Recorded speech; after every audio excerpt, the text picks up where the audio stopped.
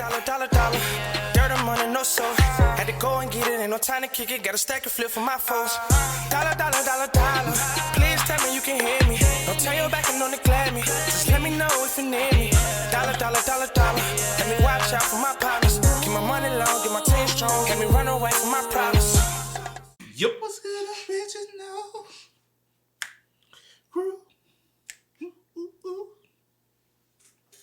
It's your boy DJ New Kid, your girl. Sierra Nicole. We back on the channel with another Kid and C original. Welcome back to the channel, man. Hey, Mr. Ballen, what's good? Talk to the homie. we got top 3 impossible places people were found. Remember the last 3? Yeah. I think we debated about that one for the next day, didn't we? Yeah. On a couple of missing 411. Oh, ready to find some more missing. Oh, somebody just commented on the last one, right? Mm-hmm. And remember the last one, I think the last story was about the dude that had been buried with his gun and they couldn't find his body. Mm-hmm. Somebody said 9 times out of, they said possibility it was his it was the other guys. They put him in there? Yeah, they had killed someone, put him in there because they so-called searched the island. But searching, they would have known where not to look. And I was like, you kind of But what would have been the motive? They ain't even got nothing to do with this. When you brought it up. I'm just letting you know, you talk. Because I know you. They ain't got nothing to do with what we here for, man. So with that being said, before we get into it, make sure you check out the links in the description box. Down below. You already know where to go, man. If you want to first support, you got to do it. Check out down below. Also, every single time we salute. Mm-hmm. So the comment of the day. Salute to you. We highly appreciate y'all, man. Also, if you enjoyed today's video, log it in with a thumbs up. But we trying to see another top 3 impossible places people were found missing 411. This is part 19. Link to the original video is in the description box. Every year, hundreds of people go missing under baffling conditions inside the woods of North America. I'm talking about people being right in front of someone and then in a second they're gone and they're never found again. Or somebody goes missing and then they're found again, but in a location that's impossible to get to. One former police detective named David Politis has investigated thousands of these strange disappearances, and he documents what he finds in his incredible book series called Missing 411. Today, we're going to look at 3 of his cases that even amongst strange disappearances, these stand out as particularly bizarre. But before we get into today's stories, if you're a fan of the strange, dark, and mysterious delivered in story format, then you've come to the right channel because that's all we do and we upload 3, 4, even 5 times every week. So if that's of interest to you, please offer to make the like button a hot pocket, but don't let it stand in the microwave for 2 minutes. Instead, serve it to them immediately so that when they bite into it, they are met with the tongue-scalding cheese lava flow within. Also, please subscribe to our channel and turn on all notifications so you don't miss any of our weekly uploads. All right, let's get into today's stories.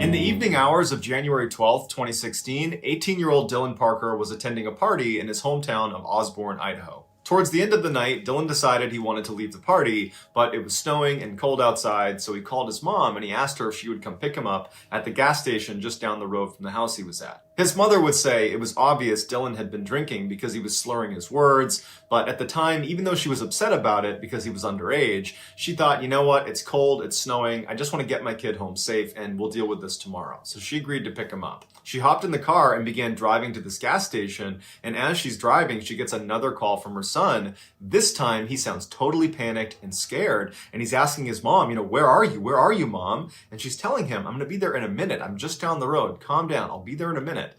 And then he hung up. When she got to the gas station, he wasn't there. When she tried calling him back, his phone was off. She got out of the car and went into the gas station and asked if they'd seen her son, and they said they hadn't. She got back in the car and she drove around for about 30 minutes yelling for her son, but there was no sign of him. She still couldn't get in touch with him. His phone was still off, and she just had this bad feeling that something had happened to him, so she called the police. The police conducted a thorough search that started with the house Dylan had been at for this party. They interviewed the people who were there, and everybody said Dylan seemed fine, and he just left. He said he was getting picked up by his mom. but as they looked around town, they just could not find any sign of him. 10 days later, Dylan's body was found in an area nobody was searching. In fact, he was found by accident by two people that crashed their ATVs in the middle of the night and then went back in the daytime the next day to retrieve their ATVs, and that's when they found Dylan's body. He was located outside of town, high up a hill in a dense forest, which in order to get there, he would have had to walk the opposite direction of the gas station. Now, toxicology reports showed Dylan had been under the influence of alcohol, but this was his hometown. He certainly knew where the gas station was, and he would have known he was walking in the complete wrong direction, especially when you consider walking towards the gas station was like walking towards the center of town. There was lots of lights, lots of indication you're going in the right direction. To walk in the other direction towards that hill where he was found would have been like walking towards darkness, where there's no lights, there's no sign of town. It's obviously the wrong direction. But the case gets even stranger because on the day Dylan went missing, there was a lot of snow on the ground, which meant people would have made tracks. And from the time Dylan went missing until he was found, it didn't snow and the temperature did not heat up enough to melt the snow. So in theory, any tracks Dylan would have made, they would still be there when he was found. But where Dylan was found, there were no tracks anywhere near him. No footprints, no tire tracks, nothing. It was as if someone had dropped him out of the sky. Another strange element of this case is Dylan was found without pants and without boots on.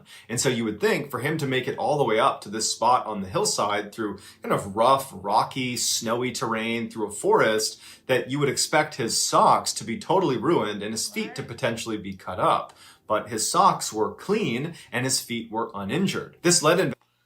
At first you had me, bro. Because at first I was thinking like this, right? Yeah. I was like, maybe because he was ready to go from the party, maybe it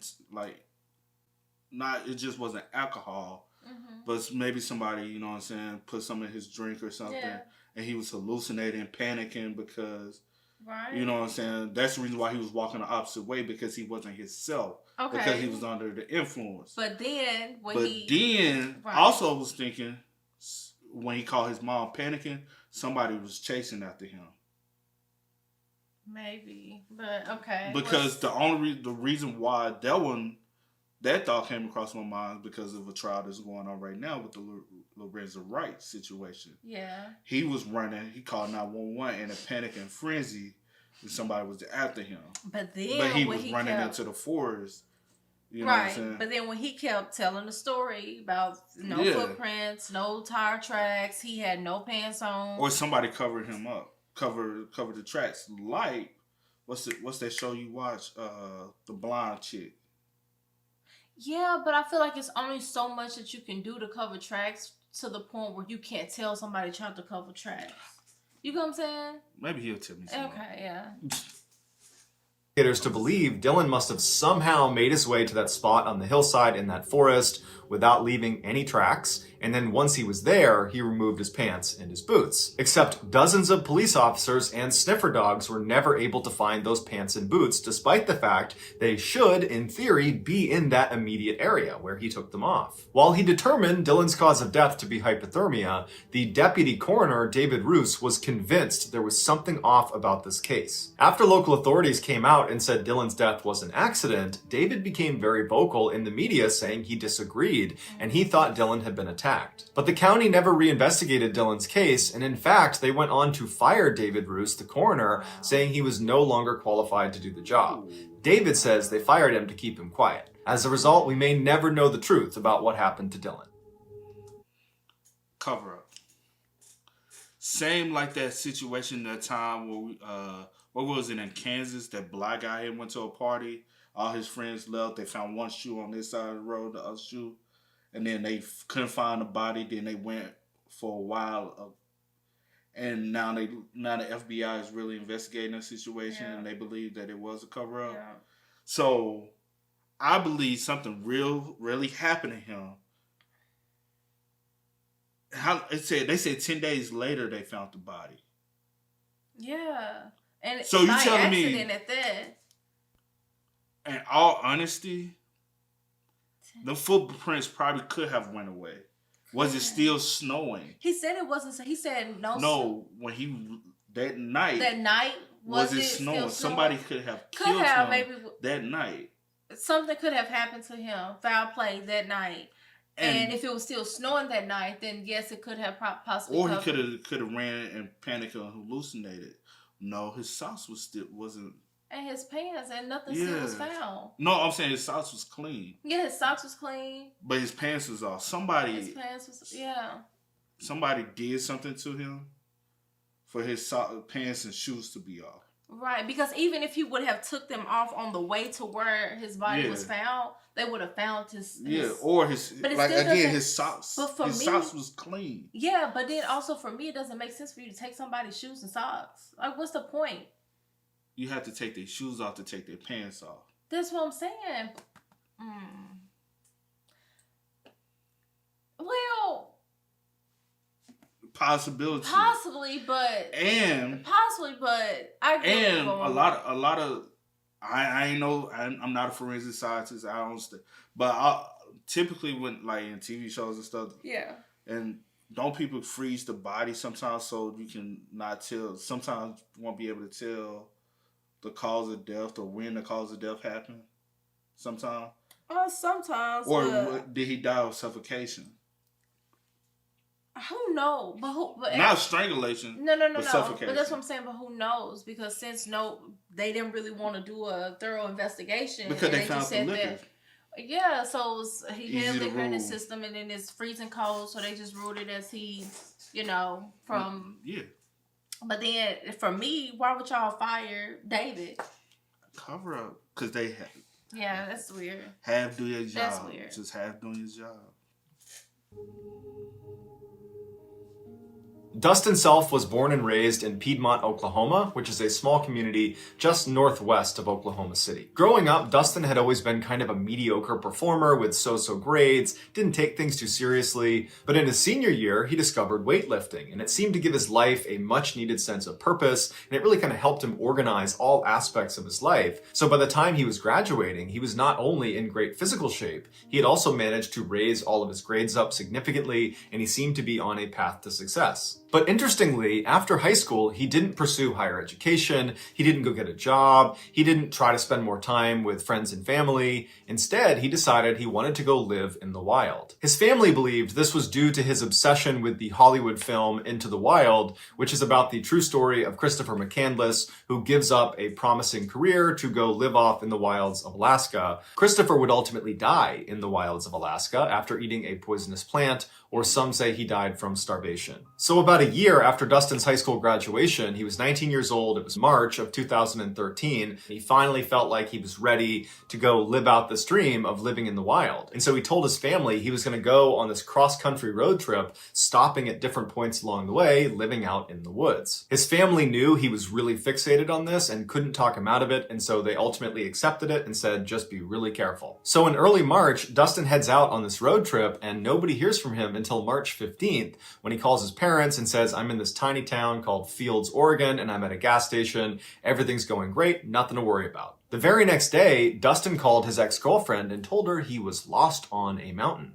And his ex-girlfriend said she couldn't really understand what he was saying, and she was actually at the airport about to board a plane, so it was noisy, and she stepped into a bathroom to hear him more clearly, but even as she's hearing him, what he was saying just wasn't making any sense. He was talking about this mountain he was lost on, and he was referencing that there were people that were after him, and it was just very confusing. And before she could get any more clarifying information from Dustin, he hung up, and then she couldn't get back in touch with him. So she calls Dustin's father and she tells him that she had this really weird conversation with Dustin where he said he's lost on this mountain. And even though I didn't really understand what he was telling me, he sounded really, really scared. Dustin's father thanked her and then spent the rest of the day trying to get in touch with his son, but every time he called, it just went straight to voicemail. The next day, when he still hadn't heard from his son, he called the police. The police did not have a great idea of where to start looking for him because Dustin did not specify to his ex-girlfriend what mountain he was actually lost on. All they had was his last known location, which was that gas station in Fields, Oregon.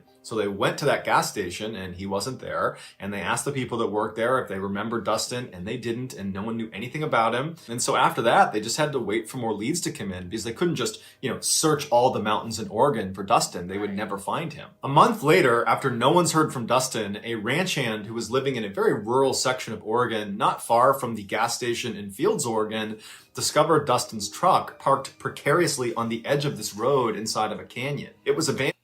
A month later? A month later. Oh, a car that just been sitting on the side of the road for a month. No, is this... What do we exactly know? It's been sitting there for a month. They just found it a month later. Yeah. This new, you know, but we don't know if it's been sitting there the whole time. Yeah, you're right.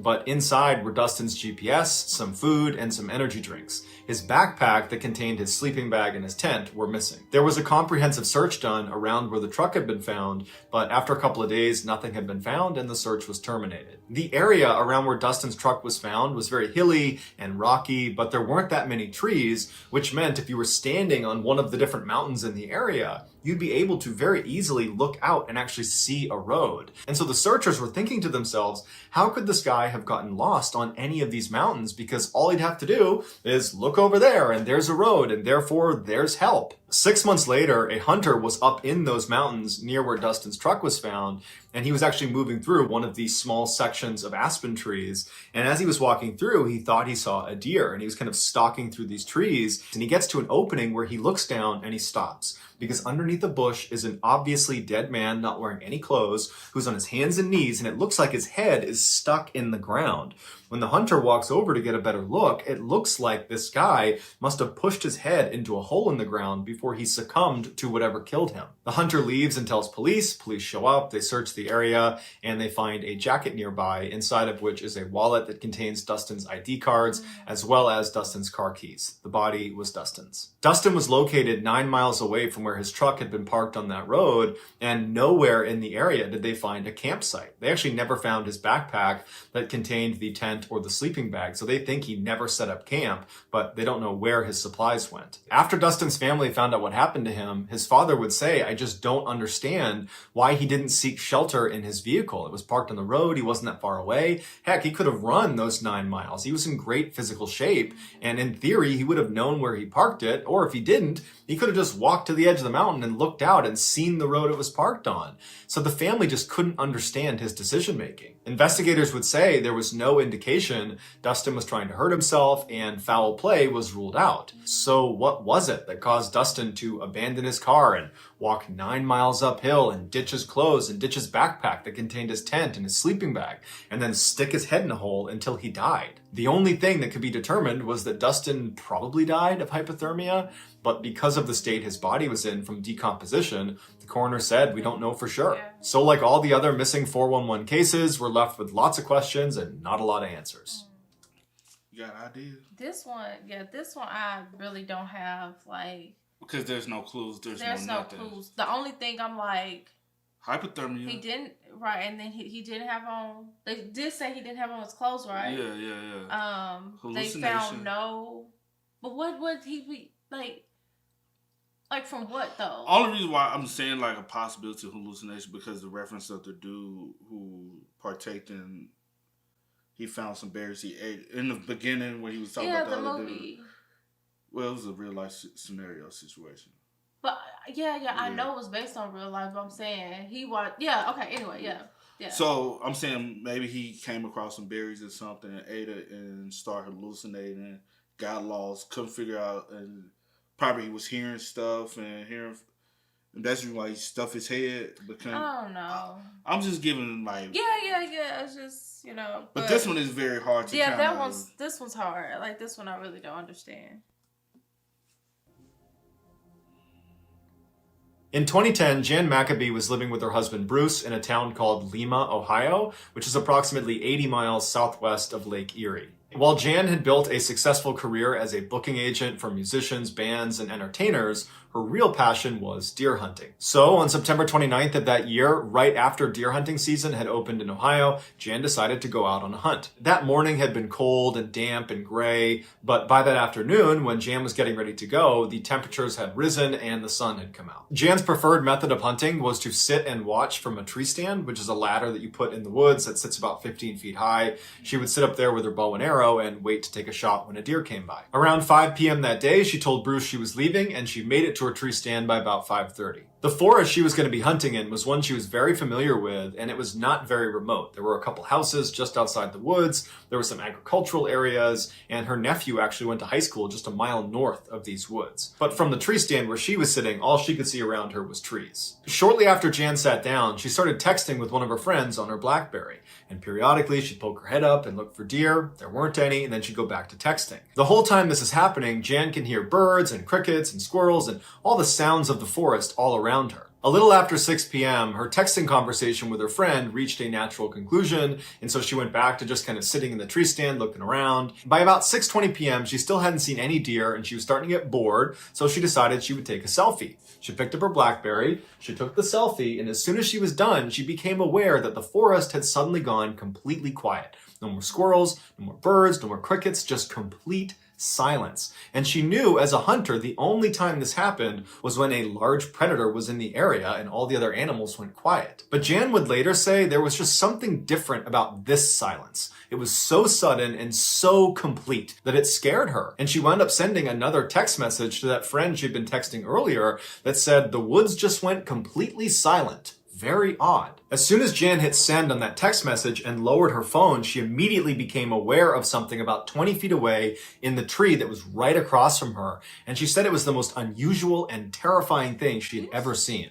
Moving left to right through the branches was this thing that she described as like a visual distortion. She said it was like looking across pavement on a really hot day and seeing that mirage, except this one looked like it was alive, like it had mass, like it was a see-through person that had been wrapped in saran wrap. And so Jan thinks it's a floater in her eyes, and so she rubs her eyes, and when she looks up, this thing has now moved down a branch closer to her and has stopped, like it's perched on the branch, staring at her, and Jan's horrified, but she knows she wants to document it, so she grabs her phone, and she raises it up, and she takes a picture on her BlackBerry right as this thing kind of disappears behind the tree and vanishes. Just seconds after this thing disappeared, all the sounds in the forest came back. The birds, the squirrels, the crickets, it was all back to normal, but Jan was really shaken up because she just could not make sense of what she just saw. So she just continued to stare in the general direction of where this thing was for several minutes until finally she felt like it was safe again, at which point she brought her phone up to look at the picture she had taken. When she looked at it, it looked like a blurry mess. And so she thought, oh, I blew it, I put my hand over it, or my hair got in the way of it, or something. But at the same time, she's thinking to herself, but my hair didn't get in the way of it. And I very clearly held it out in front of me and know that I was looking at my phone when I took it and I had a clear shot of this thing. So I don't really understand how this photo got so messed up. But after looking at the picture for a little while, she started to kind of laugh at herself. You know, the idea that she'd just seen a saran wrap person running through the treetops. You know, she just felt like that didn't happen. It must have been in my head. And as for this picture, I probably just blocked the lens and that's it. That night when Jan got back to her house, she did not tell her husband Bruce about what happened to her in the tree stand because, again, she's telling herself it was all in her head. They have dinner, they clean up, they sit down in the living room, and they're both on their phones, and they're just kind of scrolling through the internet and their emails. And at some point, Bruce reacts to something he's reading. He makes a sound. And Jan hears him and says, oh, what are you looking at? And he said, I just got a really interesting email from our nephew, the one that goes to school down the road. He said that today they were outside for band practice, and at some point, all of them turned to look at the forest, and there was a bright circular light that was kind of hovering in the forest. And I guess they all stared at it for about 5 or 10 seconds. And then at some point, the light kind of went back into the forest and they didn't know what to make of it. And I guess this whole situation just like too odd. You know what I'm saying? This one is it's just odd. too weird. And that's why I'm like, I'm ready to what? Like, what's the build up behind it? Like, yeah. Because at first, when I was looking at that picture, like the picture, one picture, I was just like, what are we looking at? And then I saw the figure, and I said, oh. Yeah, the figure. It reminded me of something. It reminded you like a movie or something? Yeah, I can't remember the movie, but I know the movie. But they be going yeah. you can go invisible, and it's like something like something they put on. Yeah, I can't remember, but yeah. That's what it reminded me of. And then at some point, the light kind of went back into the forest and they didn't know what to make of it. And I guess one of his classmates said that a year before, the exact same thing happened. And it apparently scared their instructor so badly that they canceled rehearsal and went inside because of it. As Jan is listening to her husband read this email, she's sitting up and her heart is racing. And as soon as he finishes, she says, "What time did he say that happened?" Bruce picked up how intensely she was asking him. And so he looked at the email, looked back at his wife, and was like, "It was between 7:50 and 8. Why?" At this point, Jan revealed everything that had happened to her while she was hunting, seeing that visual distortion in the trees that looked like a figure of some kind. And she would tell him that the forest she was in was the same one their nephew was claiming to have seen this circular light floating inside of. She told him she tried to take a picture of the thing she saw, but the picture didn't come out. But her husband, who is an optical physicist and therefore an expert at analyzing a picture, said, "Here, let me take a look at it." As soon as he looked at the image, the first thing he asked her was, "Well, did your hair get in front of the lens?" And she said, "No, I was holding it about a foot away from my head and my hair was in a ponytail and a ball cap, so that can't be my hair." And so he looked at it again and he asked her, "Well, did you put your finger over the lens maybe?" And she said, "Yeah, I might have. I don't think I did, but it's certainly possible." And so not really thinking much of this picture, he decides before giving the phone back to just check the resolution of the image, because whenever he would examine a picture, that was something he would do, and he discovered an anomaly. It turns out Jan's BlackBerry was only capable of taking pictures in 3 distinct resolutions. Basically, the size of the image could only come in small, medium, or large. And this picture she had taken of this thing she saw in the trees was a resolution size that was not small, medium, or large. It was some random size that the phone was actually not capable of producing. And so he asked his wife, "Did you manipulate your resolution settings?" And she said, "No, I don't even know how to do that." So Bruce looked at the other couple of pictures she had taken that day, and all of those fell into the small, medium, or large resolution size. It was just this one picture that was a total anomaly. And so Bruce was suddenly really intrigued by this image and by his wife's story. And so he continued to study the image, and he kept asking his wife questions about, how she was positioned in the tree stand and where the sun was and how far away this thing was and everything about the whole layout. And eventually Bruce started conducting experiments to see if he could duplicate this image his wife had created. And he got pretty scientific about it, and he could not duplicate it. Ultimately, because Bruce trusts his wife did not alter the photo in any way, and he trusts his wife as being truthful about what she experienced in the tree stand, what she saw, and based on his years of being an optical physicist, Bruce believes whatever was in the trees distorted this image. That even if she had put her finger over the lens, which he doesn't think she did, and she doesn't think she did, the picture resolution was altered in such a way that something had to have an effect on it. There was a third-party effect on this picture. If you're interested in reading all of Bruce's scientific findings about this picture, I have included his write-up that he posted online in the sources below. So that's going to do it, guys. If you found... My whole thing is with this one, right? Mm-hmm. The only question I have with this one, how's it a part of the missing 411? You know what I'm saying? The top three impossible places people were found. I maybe that was just kind of like an odd story kind of thrown in there. Still don't have much information, missing information. I really can't. But that one I definitely don't know, because the first figure, if that's what she actually seen, that one was really, they kind of look invisible. Is it the fact of something is actually in the forest, or something comes back to the forest, or if aliens are real, people do come here. Yeah. When they only come to places where they're familiar with being able to land. So you think? So what you trying to say? I'm just. Do you believe? Hold on. First off, do you believe in aliens? Hold on, not aliens.